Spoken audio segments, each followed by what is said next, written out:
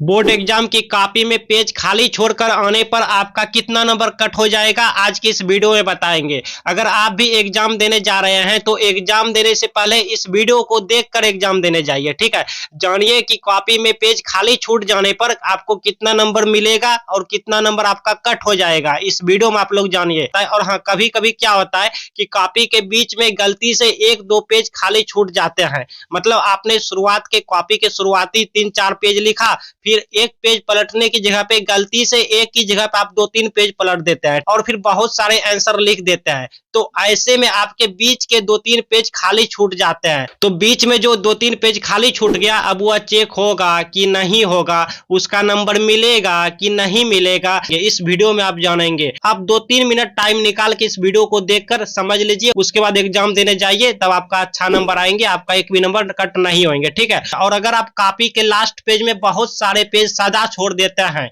या फिर कॉपी के बहुत सारे पेज खाली छूट जाता है तो कितना नंबर काटे जाएंगे कॉपी चेकिंग में। ठीक है, कहीं आप फेल तो नहीं ना हो जाएंगे। और अगर आपने क्वेश्चन पेपर के बहुत सारे क्वेश्चन छोड़ देते हैं, मतलब कॉपी के 4-5 पेज आपने भरा और बहुत सारे पेज आपका खाली छूट गया, सादा छूट गया, तो ऐसे में आपका कितना नंबर कट हो जाएगा और आपको कितना नंबर मिलेगा और कॉपी चेकिंग के दौरान फेल किस विद्यार्थी को किए जाते हैं, सब कुछ इस वीडियो में आप जानेंगे। ये सारे प्रोसेस अगर जान जाते हैं तो फिर आपका अच्छा एग्जाम जाएंगे। देखिए, कॉपी चेक का आप लोग नया नियम समझिए पहले, ठीक, उसी हिसाब से आप लोग एग्जाम दीजिएगा, तब कॉपी चेकिंग के दौरान आपका एक भी नंबर कट नहीं होगा। ठीक है, देखिए कॉपी चेकिंग प्रोसेस नया नियम लागू क्या कहता है कि कॉपी चेक करने से पहले सभी टीचर्स को बोर्ड ऑफिस से द्वारा नोटिस दिया जाता है, आदेश दिया जाता है कि जब भी किसी बच्चे की कॉपी चेक करें तो कॉपी के सभी पेज पलट पलट कर देखें। मतलब अगर आपके कॉपी में 28 पेज है या 32 पेज है या फिर 26 पेज है तो उन सभी 26 पेज को, उन सभी 28 पेज को, उन सभी 32 पेज को पलट पलट कर चेक किए जाएंगे। अब जिस जिस पेज में बच्चे ने आंसर लिखे रहेंगे, यानी आप जिस जिस पेज में आंसर लिखे रहेंगे, जहां जहां आंसर लिखे रहेंगे तो वो चेक किया जाएगा। और जिस पेज में आंसर नहीं लिखे रहेंगे, मतलब जो जो पेज आपका सादा खाली है, तो उस पेज में लाल पेन से क्रॉस लगा दिया जाएगा। ठीक है, तो यह एक अच्छी बात है कि जहां जहां आप आंसर लिखे रहेंगे वो चेक होगा, और जहां जहां आपका सादा पेज है, भूल चूक से आप गलती से बीच के 2 पेज खाली छोड़ दिए हैं, तो वहां पे लाल पेन से उस सादा पेज पे लाल पेन से क्रॉस लगा के आपका जहां जहां आप आंसर लिखे हैं वो सब चेक होगा। ठीक है, तो यह एक अच्छी बात है। कॉपी चेकिंग के दौरान सभी पेज पलट पलट कर देखा जाएगा और जहां जहां आप आंसर लिखे रहेंगे उसको चेक किया जाएगा। ठीक, अच्छा, अब बात करते हैं कि पेज खाली छूटने पर नंबर कितना कटेगा आप लोग का। देखिए, अगर आप कॉपी के पूरा पेज नहीं भर पाए, ठीक है, या फिर नहीं भर पाते हैं, आप एग्जाम देने गए और कॉपी के पूरा पेज आप नहीं भर पाए, किसी कारण से, हो सकता है परीक्षा टफ था, क्वेश्चन में जो क्वेश्चन था उसका आंसर आप नहीं जानते थे, किसी कारण से बहुत सारे पेज आपका खाली छूट जाता है। ठीक है, तो कितना नंबर कट होगा, चलिए जानते हैं। देखिए, क्वेश्चन पेपर में जितना क्वेश्चन के आंसर देने कहा गया था, सबसे पहले आप लोग इस बात को ध्यान दीजिए कि क्वेश्चन पेपर में जितने क्वेश्चन के आंसर देने कहा गया था, कि जैसे कि मान लीजिए आपके क्वेश्चन पेपर में यहाँ पे लिखा रहेगा कि प्रश्न संख्या 1 से 27 तक लघु उत्तरीय प्रश्न है। ठीक है, इनमें से किन्हीं 15 प्रश्नों का उत्तर दें, प्रत्येक प्रश्न के लिए 2 अंक निर्धारित है। तो यहाँ आप देखिए कह रहा है कि 1 से 27 तक में 15 गो प्रश्न का उत्तर देना है। ठीक है, तो अगर आप 1 से 27 तक में 15 प्रश्न का उत्तर दिए हैं तो अच्छी बात है, आगे बता रहा हूं। देखिए, कहीं कहीं प्रश्न में लिखा रहेगा कि किन्हीं 8 प्रश्नों का उत्तर दें, और यहाँ पे बहुत सारे देखिए प्रश्न रहेगा, बोलेगा किन्हीं 8 प्रश्नों का उत्तर दें। तो अगर आप इन 8 प्रश्न का उत्तर दिए हैं, ठीक, अच्छी बात है, और आगे बताते हैं। फिर और कहीं कहीं आपको ये भी लिखा रहेगा कि यहाँ पे 100 से 120 वर्ड तक में इसका आंसर लिखना है। ठीक है, या तो ऐसे भी लिखा रहेगा कि यहाँ पे 50 से 60 शब्दों में आंसर देना है।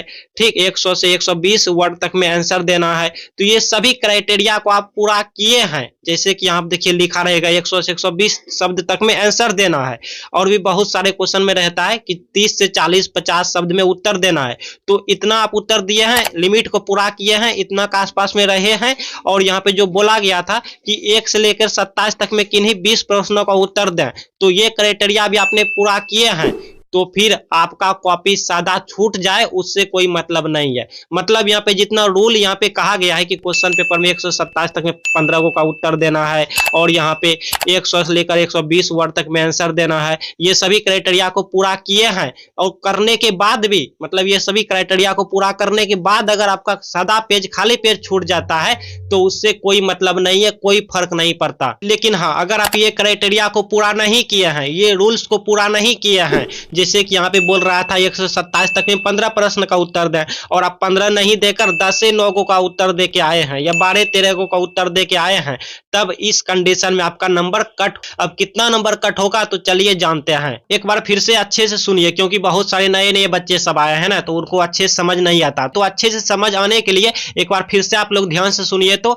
देखिए, क्वेश्चन पेपर में जितने क्वेश्चन का आंसर देने कहा गया था, क्वेश्चन के आंसर जितने शब्दों में देने कहा गया था और आपने दिए हैं, फिर भी कॉपी के पेज खाली छूट गया है तो कोई भी दिक्कत नहीं है, नो टेंशन भाई। मतलब आपका आंसर टू द पॉइंट में है, यानी शब्दों की सीमा भी पूरी किए हैं आपने। जैसे कि वहां पे बोल रहा था 30 से 40 वर्ड में आंसर दीजिए, 100 से 120 वर्ड के आसपास आंसर दीजिए, तो ये शब्द की सीमा आपने पूरी किए हैं और कॉपी में आंसर सही तरीके से लिखे रहेंगे, सही ढंग से लिखे रहेंगे तो आपका नंबर नहीं कटेंगे। क्योंकि एग्जाम की कॉपी चेकिंग में आपके आंसर की क्वालिटी देखी जाती है, कॉपी लिखने की सही तरीका देखे जाते हैं, आंसर लिखने की शैली देखी जाती है, क्वालिटी देखी जाती है भाई, आंसर की उत्तरों की गुणवत्ता देखी जाती है। ठीक है, यह नहीं देखा जाता है कि आपने पूरा पेज भरे हैं या खाली छोड़ दिए हैं। यानी कि क्वेश्चन में जितना कहा गया था उन सभी को आप फॉलो किए हैं तो फिर आपका नंबर नहीं कट होगा, चाहे पेज आपका सादा छूट जाए क्यों नहीं।